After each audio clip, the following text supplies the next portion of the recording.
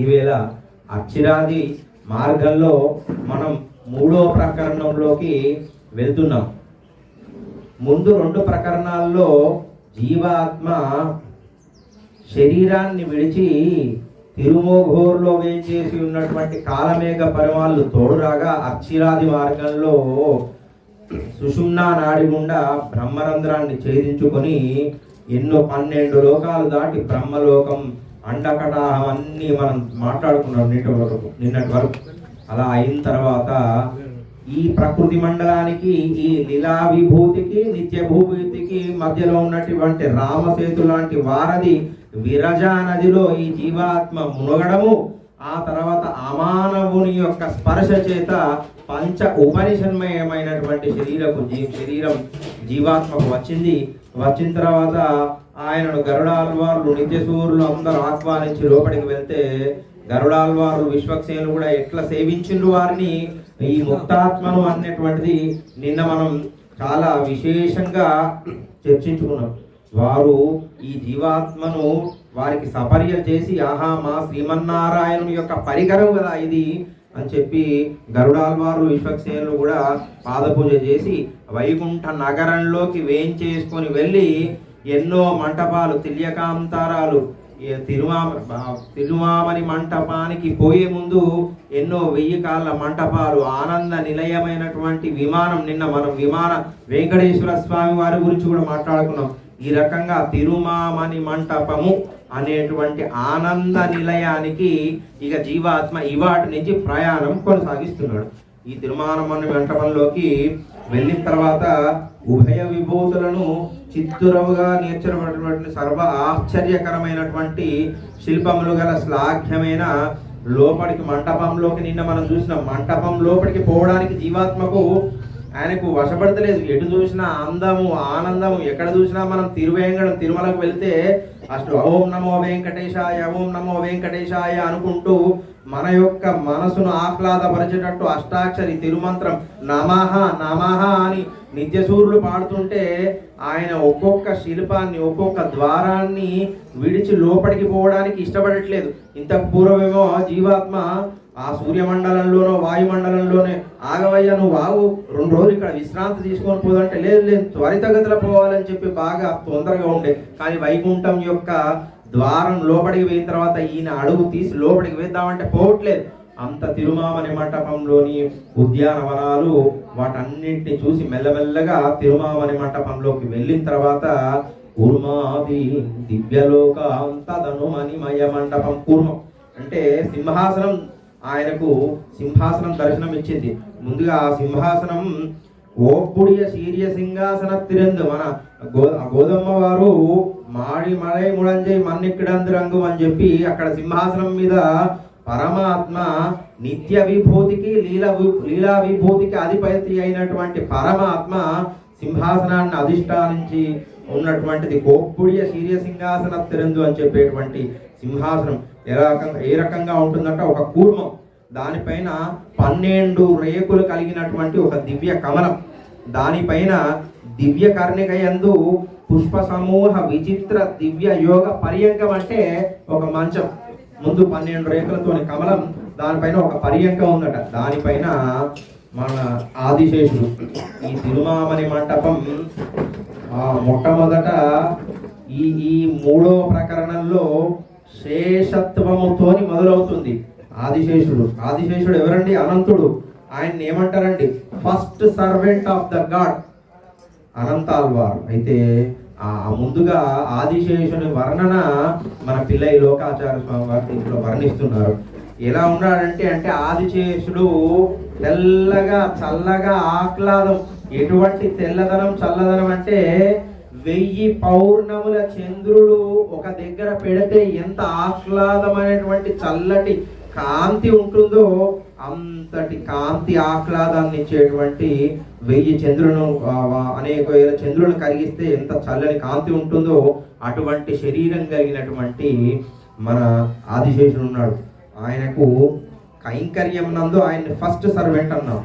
భగవద్ అనుభవంకు ఆయన ఎలా అంటే ఆయన చేయడానికి ఎన్నో తలలు ఎన్నో నోర్లు ఆయనకి ఆయన సేవ చేయడానికి ఒక నిమిషం కూడా ఆయన టైం వేస్ట్ చేయడు. ఆయన కైంకర్యం ఎలా అంటే ఆయన కైంకర్యము మనం చూస్తే ప్రతి శ్రీమన్నారాయణుడు నిత్య వైకుంఠంలో నిత్య విభూతిలో ఉంటే ఏ రకంగా ఆయన సేవలు అందిస్తాడో లీలా విభూతిలోకి వచ్చినప్పుడు కూడా మనం చూసాం. సాక్షాత్తు రామావతారంలో రాముని అన్వయించి ఎప్పుడు కూడా పరమాత్మతో పాటే అమ్మవారు లక్ష్మీ పిరాటి రావడం, అనంతుడు రావడం, వీళ్ళందరూ రావడం జరుగుతుంది కదా.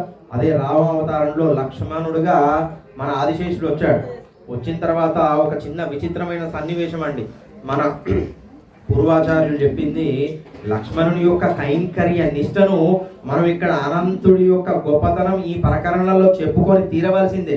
ఏ రకంగా అంటే విశ్వామిత్రుడు దశరథ చక్రవర్తి దగ్గరికి పోయి, అయ్యా నేను ఒక హోమం తలబెట్టినా దానికి శ్రీరామచంద్ర స్వామి వారు లక్ష్మణుడు రావాలి, లేదంటే దశరథుడు నేను వస్తానంటే విశ్వామిత్రుడు అహం వేత్తి మహాత్మానం రామం సత్యం పరాక్రమం అని చెప్పి, లేదు లేదయ్యా నాకు తెలుసు రాముడు సత్య పరాక్రమము అహం వేత్మి నాకు తెలుసు అని చెప్పి రామలక్ష్మణుడు ఒక పట్టుకపోయిన తర్వాత విశ్వామిత్రుడు వీళ్ళను తీసుకువెళ్ళి మార్గ మధ్యంలో ఒక దగ్గర పడుకున్నాడు. పడుకున్న తర్వాత పొద్దున్నే లేవాలి కదా. విశ్వామిత్రుడు ఆయన గాయత్రి ఛందస్సును పూర్తిగా రచించినటువంటి వాడు బ్రహ్మర్షి. అటువంటి ఆయన సంధ్యావందనం చేయాల్సిన అవసరం లేదు. కానీ ఆయన సంధ్యావందనం చేయడమే కాకుండా శ్రీరామచంద్ర స్వామిని కౌసల్య సుప్రజ రామ ఉత్తిష్ట లేనాయన కైంకర్యాలు చేయాలని చెప్పి ఆయన్ను కూడా పూర్ణటువంటి చరిత్ర మనందరికి గుర్తే. అప్పుడు విశ్వామిత్రుడికి ఒక విచిత్రం జరిగిందటండి. విశ్వామిత్రుడు లేపుదామని పోయిండు. రామచంద్ర స్వామి వారు లక్ష్మణుడు అక్కడ పక్కన పండుకొని ఉంటే పోయి చూసేసరికి రామచంద్ర స్వామి ఉన్నాడు కానీ లక్ష్మణుడు లేడు. అరే ఇద్దరు అన్నదమ్ములు వచ్చిండు, మనం దశరథ చక్రవర్తికి ఏమో ఇద్దరిని తీసుకువచ్చినాం, మళ్ళీ ఇద్దరిని అప్పచెప్పాలంటే సూక్ష్మ దృష్టితో చూస్తే లక్ష్మణుడికి ఒట్టిగా ఉంటే ఆయనకు నిద్ర పడతలేదట. పోయి రామచంద్ర స్వామి కింద చేరిండు. ఎందుకంటే ఆయనకి ఎంతసేపు కైంకర్యం చేయాలి, ఒట్టిగా ఉంటే ఆయనకు ఒక్క నిమిషం కూడా ఆయనకు నిద్ర పట్టదు, మనసులో పట్టదు. అంటే అంత కైంకర్యం స్వామికి. పోయి పక్క కింద ఎక్కడ రామచంద్ర స్వామి పాపం ఆయన యొక్క సౌకుమార్యం ఏంటిదండి, శ్రీమన్నారాయణ సౌకుమార్యము మనకు ముందు చెప్తారు. లక్ష్మీ విరాట్ అమ్మవార్లు ఎంత సుకుమారవంతులు అంటే చాలా సుకుమారవంతులు. అటువంటి సౌకుమార్యం కలిగినటువంటి అమ్మవార్లు స్వామివారి యొక్క పాదాలను పట్టుకొని పిసుకుదామని చూస్తే అయ్యో ముట్టుకుంటే ఎక్కడ కందిపోతున్నటువంటి సౌకుమార్యం కలిగినటువంటి పరమాత్మ చెట్టనక పుట్టనక నేల మీద పడుకున్నాడు కదా అని చెప్పి లక్ష్మణ స్వామి వెంటనే పోయి ఈయన కింద చేరు. అంటే ఏ రకం మనకేమో ఇప్పుడు మనకు నిద్ర పట్టాలంటే సెంచరీ మ్యాట్రెస్ లేదా ఏదో పెద్ద పెద్ద 5 ఇంచెస్ 6 ఇంచెస్ లాంటి పరుపులు ఉండాలి. కానీ మన పరమాత్మ అట్లా కాదండి. పాపం ఈ ఆదిశేషుడు ఎలా అంటే ఆ కైంకర్యాన్ని స్వీకరించుకుంటూ శ్రీమన్నారాయణుడు అడ్జస్ట్ అవుతాడు దానికి తగ్గట్టుగా లక్ష్మణుడు. అదే కాదండి, లక్ష్మణుడికి ఈయనకు స్వామి పక్కన లేకుంటే ఒకరోజు వీళ్ళు చిన్నగా ఉన్నప్పుడు పుట్టినప్పుడు 21 రోజులోపే నలుగురు జననం అయింది. రామ భరత లక్ష్మణ శత్రుఘ్నుడు అందరు తోటల్లో వేసి రాత్రి పూట ఊపుతున్నారు. రాముడు భరతుడు శత్రుఘ్నుడు హాయిగా పడుకున్నారు. కానీ ఒక్క పిల్లవాడు మాత్రం ఒకటే ఏడుస్తున్నాడు. ఏడుస్తుంటే సుమిత్ర అమ్మవారు ఈయనను పట్టుకుంటుంది. ఎందుకు ఏడుస్తుందా అర్థమైతలేదు. వైద్యులు వచ్చి చూసిండ్రు. ఆయన ఏమో అండి మరి పిల్లవానికి ఏం గ్రహమో ఏందో అని చెప్పి ఏం చేసినా ఆ ఏడుపు ఆపుతలేడు. ఎందుకో ఘటితంగా ఈ పిల్లవాన్ని ఎందుకో సుమిత్ర రామచంద్ర స్వామి వారి పక్కన అట్లా ఏదో పడుకోబెట్టగానే ఆయన ఏడు పాపిండు. ఆహా ఆయన కిటుకు తెలిసింది. లక్ష్మణుడు ఏడవద్దు అంటే రామచంద్ర స్వామి వారి పక్కన కూర్చోబెట్టాలి. ఇప్పుడు ఈయన ఏడవడు. మళ్ళీ రోజు తెల్లారు రాత్రి కూడా ఏడవడం స్టార్ట్ చేసిండు. ఈయన మంత్రం తెలుసు, తీసుకుపోయి రామచంద్ర స్వామి వారి దగ్గర పడుకోబెట్టినావా ఈయన ఏడుపు ఆపు. అంటే కైంకర్యంలో ఆయన ఫస్ట్. మనం ఏంటండి, మనం ఎక్కడ పని చెప్తారో అని చెప్పి తప్పించుకోవడంలో మనం ఫస్ట్. కానీ మనందరికీ ఆదర్శము ఆదిశేషుడు, ఆయన కైంకర్యం. కాబట్టి ముందుగా ఆదిశేషుడు పైన స్వామి ఎలా ఉన్నాడట అంటే రజితగిరి శిఖరత్తిలే అనేకం ఆయిరం ఆదిత్యర్గల్. అంటే రజితగిరి ఒక వెండి కొండ యొక్క శిఖరం, దానిపైన నుంచి అనేక వేల సూర్యులు ఉదయిస్తే ఎలా ఉందో అలా ఒక వెండి శిఖరం అట అండి. అంటే ఈ ఆదిశేషుడేమో వెండి శిఖరాంతో పోల్చిండు. ఈ వెండి శిఖరం పైన 1000 సూర్యులు ఉదయిస్తున్నట్టు పరమాత్మ ఆయన మీద సేద తీరి ఉన్నాడని చెప్పి ఇప్పుడు మెల్లగా ఈ ఆదిశేషుడి యొక్క అయిపోయింది, దివ్య సింహాసనం అయిపోయింది. ఆదిశేషుడి పైన ఉన్నటువంటి శ్రీమన్నారాయణ యొక్క వర్ణన తర్వాత అమ్మవార్ల యొక్క వర్ణన ముందుగా సాగుతుంది. చూస్తే ఆ 1000 సూర్యుల వెలుగుతో ఉన్నటువంటి శ్రీమన్నారాయణుని ఎలా చెప్పారండి పిల్లై లోకాచార్య స్వామి ముందుగా పతిం విశ్వస్య ఆత్మేశ్వరగం అంటే మన పూర్వాచార్యులు ఏది చెప్పినా కూడా ప్రమాణం ఉండాలి, వేదమే ప్రమాణం. పతిం విశ్వస్య ప్రతి ఆత్మ ఈ విశ్వానికి అందరికీ ఆ పతి ఆయన్నే అని చెప్పి శ్రీమన్నారాయణ ముందుగా తెలిసి తర్వాత శ్రీ భూనీలాసమైనటువంటి నారాయణ శ్రీమన్నారాయణులు ఎలా వేంచేసి ఉన్నారో మనం తెలుసుకుందాం. ఆ తిరువామణి మంటపంలోని సింహాసనంలో ముందుగా ఒక సీరియల్ ప్రకారం పోతుందండి. ముందుగా అమ్మవారు లక్ష్మీ పిరాటి ముందుగా సింహాసనం చూడగానే ఫస్ట్ కుడి నుంచి వైపు ఇట్లా చూసుకుంటూ పోతామండి. ఎవరైనా అది మానవ జన్మ నైజం. అది చూస్తే లక్ష్మీ పిరాటి అమ్మవారు లక్ష్మీ అమ్మవారు పరమాత్మ యొక్క కుడి పక్కన ఉన్నది. ఆయనే ఎటువంటి శ్రీమన్నారాయణుడే పతిం విశ్వస్య ఆత్మేశ్వరగం ఉన్నాడు కదా, విశ్వానికి అంతటికి పతి కదా. ఈయన పరిపూర్ణుడు అయితేనే కదా పతి. ఈ 2 విభూతులకు పరిపూర్ణమైనటువంటి నాయకుడు అయ్యుండి నియమించి సింహాసనాన్ని అధిష్ఠించే అంతటి శక్తి కలిగినటువంటి పరమాత్మను కూడా ఈమె పరిపూర్ణతతోని నియమించుతుంది, ఆమె కను సైగలతోని. కాబట్టి అమ్మవారు నిత్యానుపాయని మనకు ముందు వస్తుంది. అటువంటి అమ్మ అంత పరిపూర్ణమైనటువంటి స్వామిని కూడా నియమించేటువంటి లక్ష్మీ పిరాటి విరియ పిరాటి స్వామివారి యొక్క కుడి పక్కన ఉంది. ఆ అమ్మవారి వర్ణన చూస్తే ముందుగా శరీర వర్ణన చెప్పిన తర్వాత ఆమె గుణగణాలు చెప్తున్నారు మన పూర్వాచార్యులు. వాసంజయి పుహుంగుడరాల్ అంటే అమ్మవారి యొక్క కాంతి చెప్తే అయ్యవారి కాంతి తక్కువ అవుతుందేమో అని కాంతి ముచ్చట తీయకుండా అమ్మవారి సౌందర్యాన్ని చెప్పుకుంటూ ఆమె ఎంత సౌందర్యం అంటే ముందుగా చెప్పాడు పరమాత్మనే ఆమెను చూసి ఆమెను చూసుకుంటూ మళ్ళీ వేరే దాన్ని చూడలేడు, అంత వశపరుచుకునేటువంటి సౌందర్యం ఆమె యొక్క వాసంజయ్యం. అంటే పూంగుడల ఆమె యొక్క కేశపాశాలు ఎంత అందంగా ఉన్నాయంటే చాలా అందంగా నల్లటి కురులు ఉండి మనం ఇప్పుడు స్నానం చేస్తే మనం ఏదన్నా క్లినిక్ ప్లస్ ఏదో షాంపూ పెడితే మనకు దాని వాసన మన కేశాలకు పడుతుంది. ఓ 2-3 రోజులు అయిన తర్వాత ఆ వాసన పోతుంది. కానీ అమ్మవారిదట ఎట్లా చెప్తుండో వాసంజయ్యం పోగొడరాలు పుష్పాలు ఒకవేళ పుష్పాలను పరిమళం కలిగినటువంటి పుష్పాలను కేశాలలో పెడితే ఈ కేశాల యొక్క పరిమళమే ఆ పుష్పాలకు అంటుతుందట. అంటే అంతటి పరిమళ భరితమైనటువంటి కేశపాశములు కలిగినటువంటి లక్ష్మీ పిరాటి అని చెప్పి ఆచార్యులు చెప్తున్నారు. అంటే పరిమళానికే పరిమళాన్ని అందించేటువంటి అమ్మ శక్తి సౌందర్యం అని చెప్పి పుండరీకాక్షణయం కూడనీర్ అంటే పరమాత్మ ఏంటండి పుండరీకాక్షుడు, ఆయన దయామయుడు.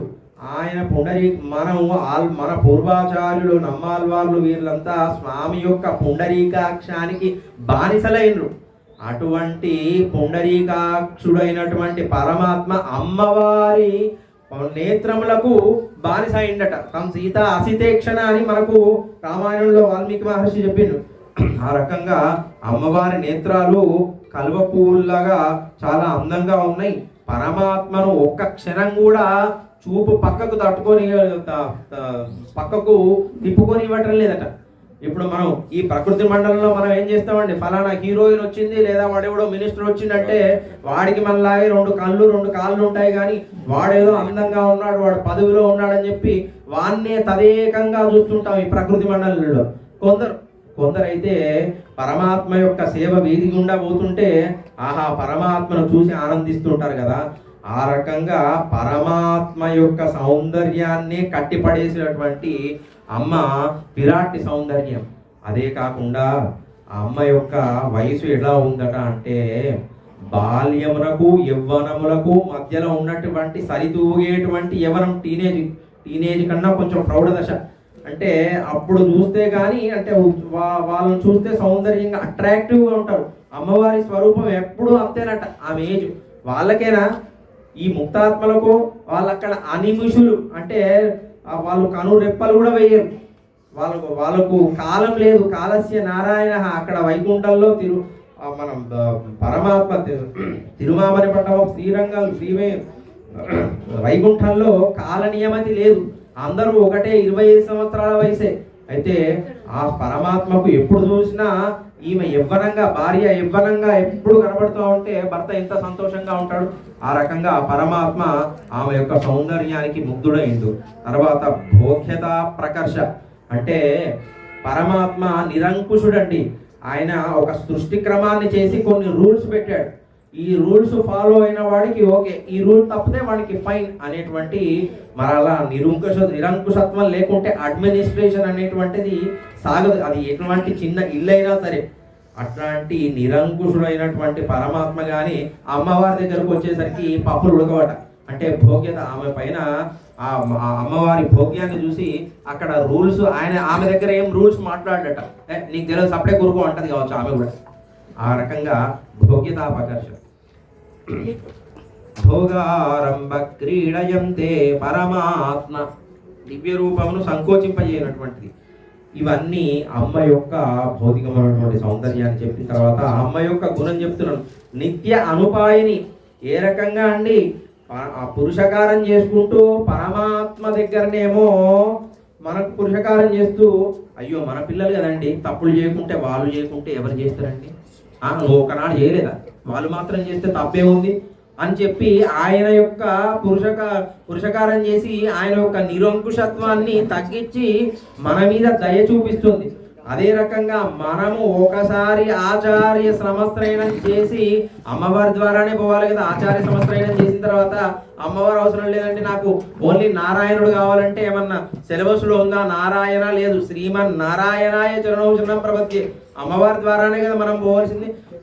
మనల్ని ఇలా ఆశ్రయించిన వారికి ఆశ్రయమై ఉండి పరమాత్మను ఆశ్రయిస్తూ ఉండేటువంటి అమ్మ నిత్య అనుపాయిని. శీల రూప గుణ విలాసాది గుణ చేష్టితే. స్వామికి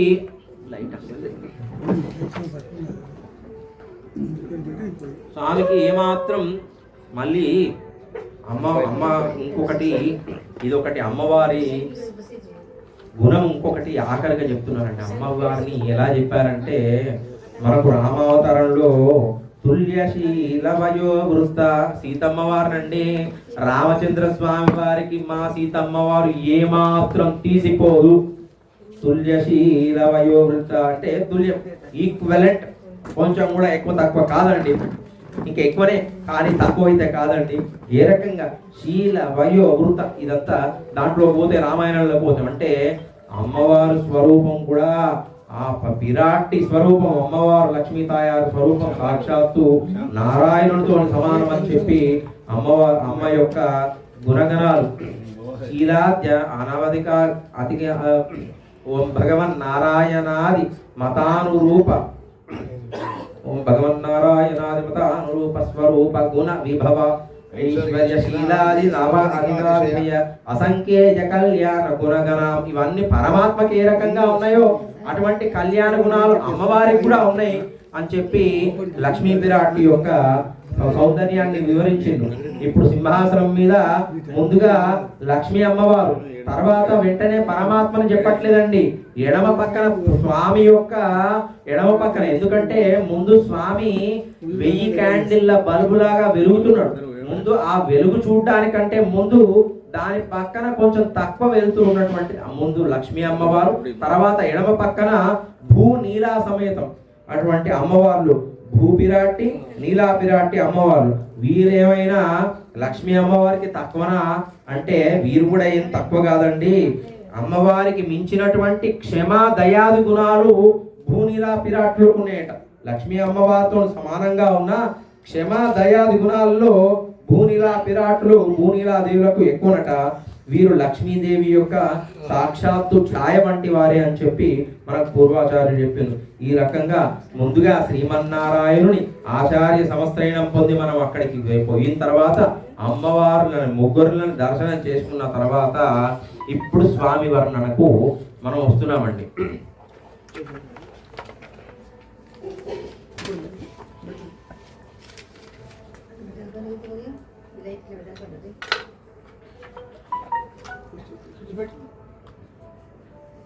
ఆ స్వామి యొక్క వర్ణన చెప్తుంటే ఒక నల్లని మేఘం ఉందటండి. ఆ మేఘం చాలా నల్లగా, నల్లటి మేఘం అని మన పూర్వాచార్యులు చెప్పడంలో ఉద్దేశం ఏంటంటే, తెల్లటి మేఘం అంటే కాలిదండి.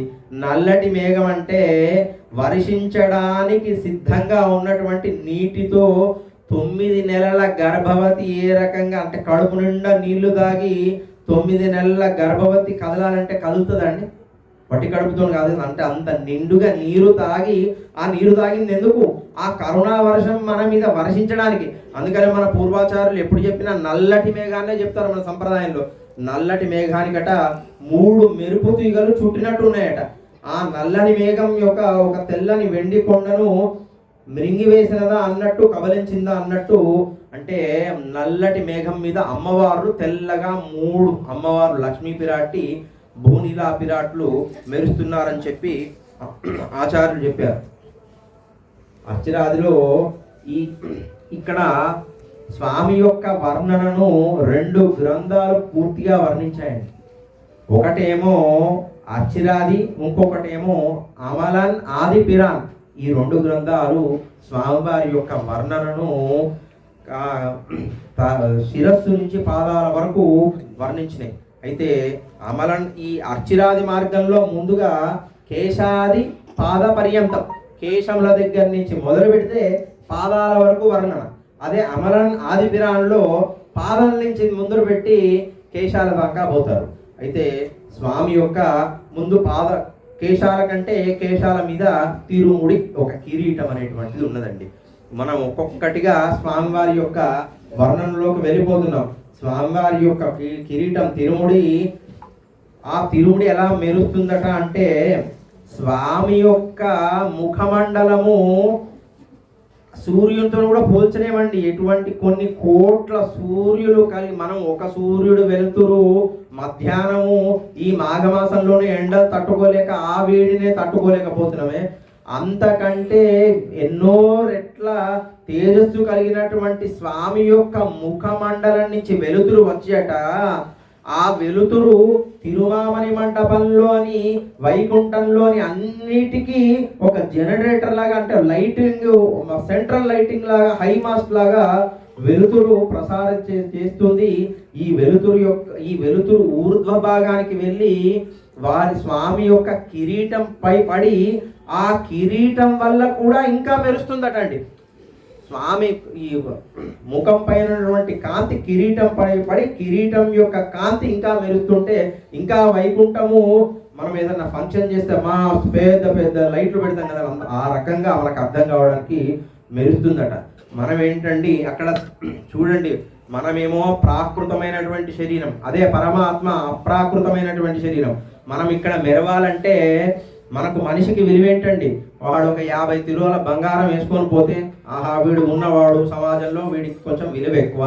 లేదు వాడు ఒక పెద్ద కారులో దిగాడు, వాడు చాపర్ వేసుకొని వచ్చాడు, వాడికి విలువ ఎక్కువ. అంటే అచేతనమైనటువంటి వస్తువుల వల్ల మనకి ఇక్కడ మనుషులకు విలువ. కానీ అక్కడనో నిత్యలోకంలోనేమో పరమాత్మ యొక్క ముఖమండలం నుంచి కాంతి వచ్చి కిరీటం మీద పడితే ఆ కిరీటానికి విలువ వచ్చిందండి. స్వామి యొక్క అంటే అక్కడ అంటే అప్రాకృతమైనటువంటి స్వామి అంటే శరీరాలకు విలువ. ఇక్కడనేమో ప్రాకృతమైనటువంటి ఈ లోకంలో వస్తువులకు ఎక్కువ విలువ.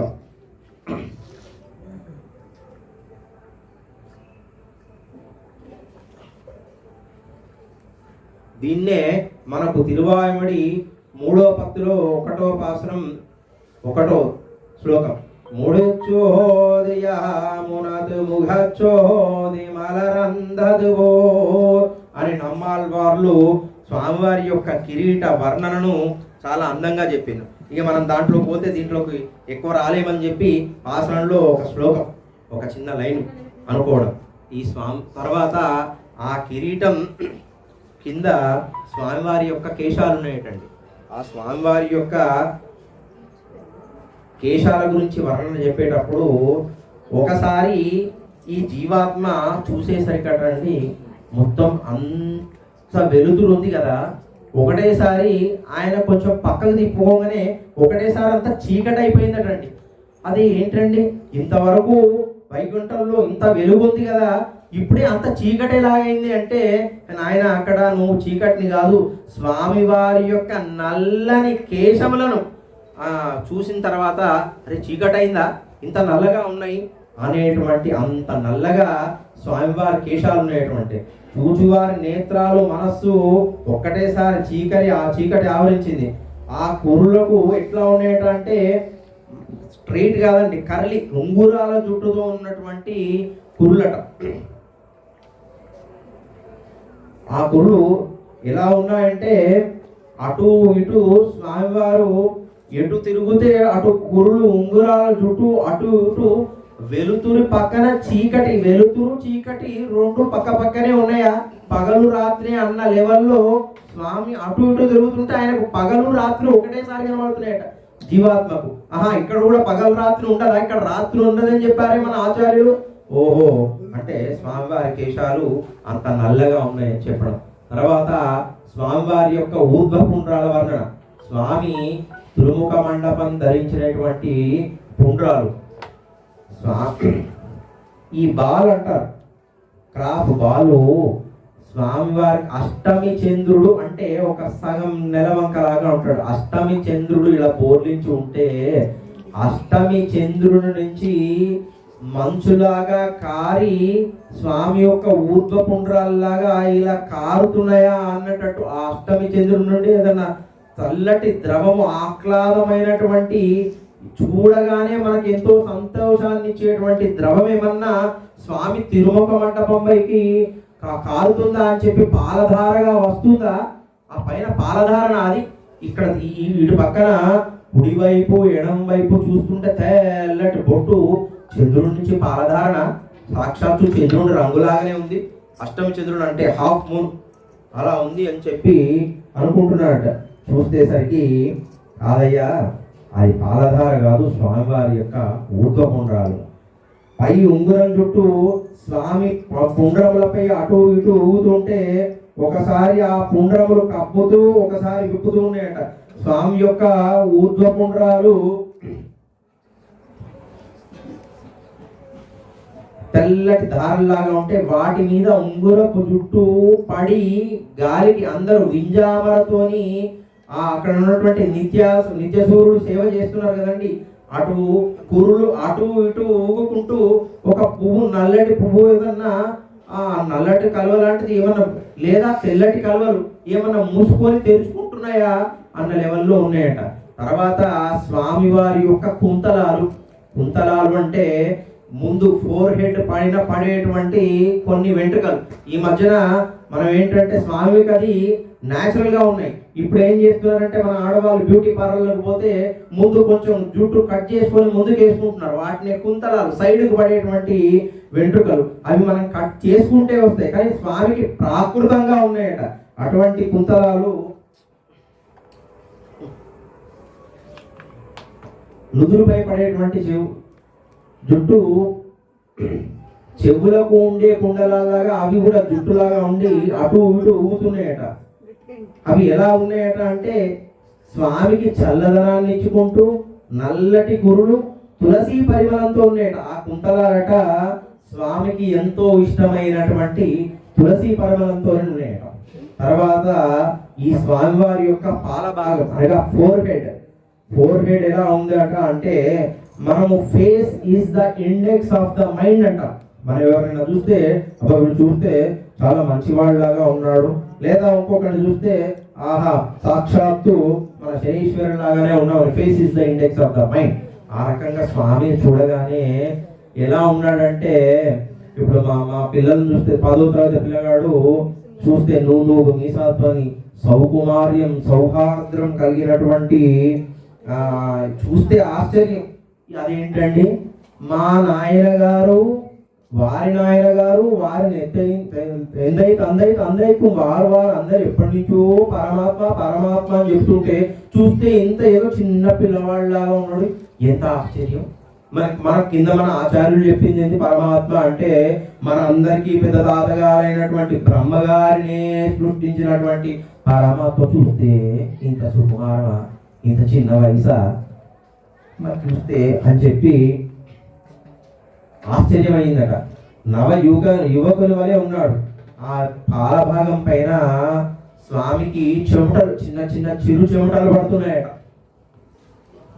తర్వాత స్వామివారి యొక్క కనుబొమ్మలు, ఐబ్రోస్ ఎలా ఉన్నాయట అంటే 2 తామర పువ్వులపై, మంచి పెద్ద తామర పువ్వులపై నల్లని తుమ్మెదలు ఆ తామర పువ్వు పైన మకరందం పీల్చడం కోసము, మకరందం రాకుంటే లోతుగా కూర్చి వాటిని ఒత్తి పట్టి, అంటే దట్టంగా ఆ తామర పువ్వులను ఒత్తి పడుతున్నాయట. ఒత్తి పట్టినదే ఎలా ఉంటాయో ఆ రకంగా నల్లటి తుమ్మలు ఎలా ఉన్నాయో ఆ రకంగా ఆ ఐబ్రోస్ ఉన్నాయట. 2 దిక్కుల 2 తుమ్మెదల లాంటి ఒత్తైన జుట్టుతోని కలిగినటువంటి ఐబ్రోస్, కనుబొమ్మలు. అవి 2 కలిస్తే స్వామి యొక్క ధనస్సు, శ్రీరామచంద్ర స్వామి వారి యొక్క ధనస్సు ఏమో కోదండం, అదే వైకుంఠనాథుని యొక్క ధనస్సు శారంగము. అంటే ఒక ధనస్సు ఎలా రకంగా అయితే ఉందో 2 కనుబొమ్మలను కలిస్తే స్వామివారి యొక్క ధనస్సే ఇక్కడికి పోయి ఏమన్నా ఉందా? ఇది ఒక చిన్న ధనస్సు లాగా ఉంది, ఏమన్నా యుద్ధం చేస్తారా మనతో స్వామి అనేటట్టు ఉందట. అయితే ఆ ధనస్సు లాంటి కనుబొమ్మలను చూస్తే మనలాంటి నిత్య సూర్యుడు లాంటి వారు మంచి వారికి చూస్తేనేమో దాంట్లో నుంచి, ఆ ధనస్సు నుంచి వచ్చేటువంటి కరుణారసమైనటువంటి బాణాలు మన మీద పడితే మనము స్వామి యొక్క కృపకు పాత్రలవుతాం కదా అన్నట్టుగా చూస్తే మనం చూడగానే, ఇప్పుడు తప్పు చేసిన వాడికి భయం అండి, తప్పు చేయకుంటే. అయితే మనందరం తప్పు చేయలేదు కర్మవశాత్తు, కాబట్టి మనందరికీ చూస్తే స్వామివారి యొక్క కనుబొమ్మలను, ఆ శారంగం అనేటువంటి ధనువు నుంచి బాణాలు, స్వామివారి యొక్క కృప అనే బాణాలు మన పైన వర్షిస్తున్నాయి. అదే కంసుడు, రావణాసుడు లాంటి వాడు చూశాడు అనుకోండి, అది ఎట్లా అంటే కోపంగా కనబడతాయట. ఆ ధనస్సు whether it is ready to do the war, వీడిపైన యుద్ధం ప్రకటించేటటువంటి గుణం కలిగేటువంటి, అంటే కనుబొమ్మల వర్ణ అంత జరిగింది. క్రూరులకు చాలా తీక్ష్ణంగా కనబడతాయి, ప్రపన్నులకు అపారమైనటువంటి కరుణ, వాత్సల్యము, దయను కురిపించేటువంటి ధనువులాగా తోస్తుంది. తర్వాత ఒక్కొక్క భాగం దిగుతుంటే తర్వాత బొమ్మల తర్వాత కళ్ళు స్వామివారి యొక్క, స్వామివారిని ఏమంటారు? నేత్రాలు, పుండరీకాక్షము. అవి ఎలా ఉన్నాయట అంటే 2 మీన ద్వయములు, 2 చేపలు, మత్స్య ద్వంద్వం అంటారు. అవి నదిలోనో సముద్రంలోనే ఊరికే తుల్లి పడుకుంటూ అటు ఇటు ఒకదానికి ఒకటి పోటీగా, ఆ కళ్ళను కూడా ఎట్లా అంటే పోటీ చెప్పారంటే కదిరమరియంబోలని మనకు అమ్మవారు చెప్పినట్టు దిక్కు సూర్యుడు చంద్రులాగా అవి పోటీ పడుతున్నాయట. కరుణారసము, కరుణ మన పైన వాత్సల్యాన్ని చూపించడానికి ఒక చేప ఇంకొక చేప పోటీ పడుతున్నాయట. ఈ నిత్య సూర్యుల మీద చూపించే కరుణకు ఆ నేత్రాలను చూస్తే మళ్ళీ ఇంకొక సౌందర్యాన్ని ఇంకొకసారి ఎవరికి చూడబుద్ధి కాదట. అంతటి సౌందర్యం మన కోసం చూచి అవి ఎలా ఉన్నాయట అంటే, మనం ఎవరైనా ఇంటికి వస్తున్నారని చెప్పారు, ఫలానా మేము సాయంత్రం 6 గంటలకు వస్తామని చెప్పారు. కానీ వాళ్ళు ఇంకా 10 అయినా 11 అయినా రాకుంటే, ఇంకా ఒక రోజైనా రాకుంటే మనకు చూసి నిద్ర పట్టక కళ్ళు ఎర్రటి జీరలు వస్తాయి. అంటే నిద్ర పట్టక అయ్యో వారికి ఏమైందో అని. ఈ పరమాత్మ కూడా, ఈ ముక్తాత్మ, ఈ జీవాత్మ వీడు ఎప్పుడు వస్తాడో వీళ్ళని తరించాలో అని చెప్పి వీడి మీద బెంగకు మనం మొదటి రోజే అనుకున్నామండి. పరమాత్మ యొక్క ఆతృత, మన యొక్క జీవాత్మ యొక్క ఆతృత గోష్పదం అంట, ఒక ఆవు పాదం అంతా అయితే పరమాత్మ యొక్క ఆతృత జీవాత్మను పొందాలని సముద్రం అంతా ఆతృత అటండి పరమాత్మకు. అందుకని అంత ఆతృతతోని ఎర్రని జీరాలు ఉన్నాయట. దీన్ని మన నమ్మాల్వార్లో తామరై కన్నరై విన్నోర్ పరగుంతలై మగనై అని చెప్పి వర్ణించారు. సర్వేశ్వరత్వాన్ని సూచికగా ఆ కళ్ళు ఉన్నాయట. మనం ఒక్క క్షణం కనబడకపోయినా ఆయన వెతుకుతుంటాడట. అయ్యో వీడు ఎక్కడికి పోయిండో, వీడు ఏ లోకంలోకి పోయిండో, వీడు ఎక్కడ తప్పిపోయిండో, ఇది నా సొమ్మే కదా, నా సొత్తే కదా, వీడు ఎటు పోయిండో అని చెప్పి మనకి ఏదన్నా వస్తువు పోయిందనుకోండి, మనం ఎంత వెతుకుతుంటాం గాబరాబడి. ఆ రకంగా ఆ వస్తువు పోతే ఎంత గాబరాగా వెతుక్కుంటాడో, ఆ కళ్ళు కూడా ఈ జీవాత్మ మీద కరుణతోనే అటు ఇటు వెతుకులాడుతున్నాయట. తర్వాత స్వామివారి యొక్క నాసిక ఎలా ఉందట అంటే సంపెంగం లాంటి నాసిక. సంపెంగం కల్పవృక్షం యొక్క ఒక లేతనైనటువంటి అదొక లతన ఎంత సుకుమారంగా పొడువుగా ఉంది అని చెప్పి చెప్తున్నారు. అయితే దీన్ని ఎంత మనకు పూర్వాచారులు ఎంత అందంగా వివరించారంటే, మనకు విహనసముని స్వామివారి యొక్క 2 నేత్రాలట సాగరాలు. ఎలా అంటే కరుణను పొంగించేటువంటి సాగరాలు, సముద్రాలు. అటువంటి సాగరాల మధ్యలో ఒక నాసిక అనేటువంటి లేత బ్రిడ్జ్ ఉందట. 2 సాగరాల మధ్యలో ఒక బ్రిడ్జ్ ఎలా ఉందో నాసిక అలా ఉందట. అంటే స్వామివారి యొక్క